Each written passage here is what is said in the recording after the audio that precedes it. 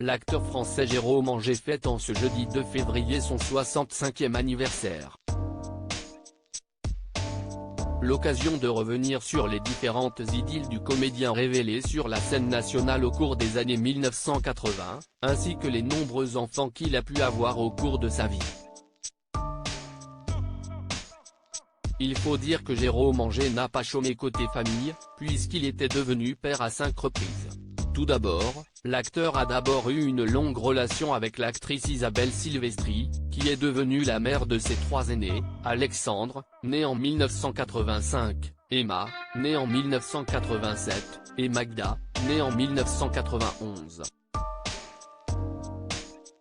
Cette comédienne, que l'on a notamment pu apercevoir dans le long-métrage Pauvre Richard, paru en 2013, est quelqu'un d'extrêmement discret.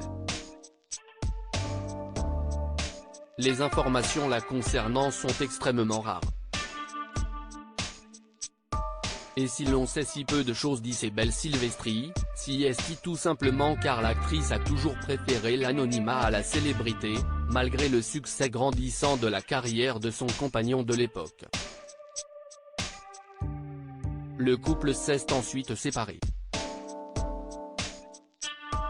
Mais petit bonheur permanent, Jérôme Angé a par la suite fait la rencontre de l'actrice française Claire Borotra sur le tournage de la série culte Julie Lescaut, à la fin des années 1990.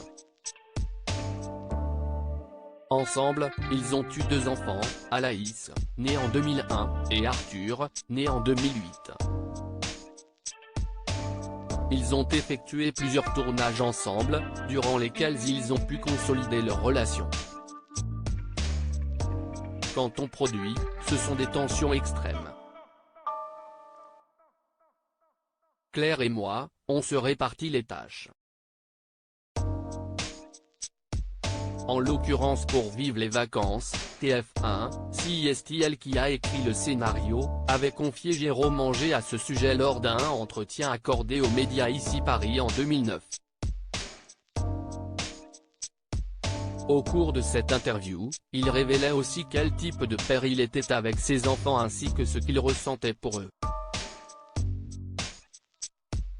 Quel genre de papa je suis? Certainement pas à la hauteur de la tâche, mais je les adore, expliquait-il, les décrivant comme ses petits bonheurs permanents. Désormais séparé de Claire Borotra, le comédien se fait plus discret mais n'oublie pas de prendre part à de nouveaux projets. L'année dernière, on a ainsi pu le voir dans le téléfilm nommé Le Sceau du Diable 2, Le Sentier des Loups, diffusé sur TF1 en novembre dernier.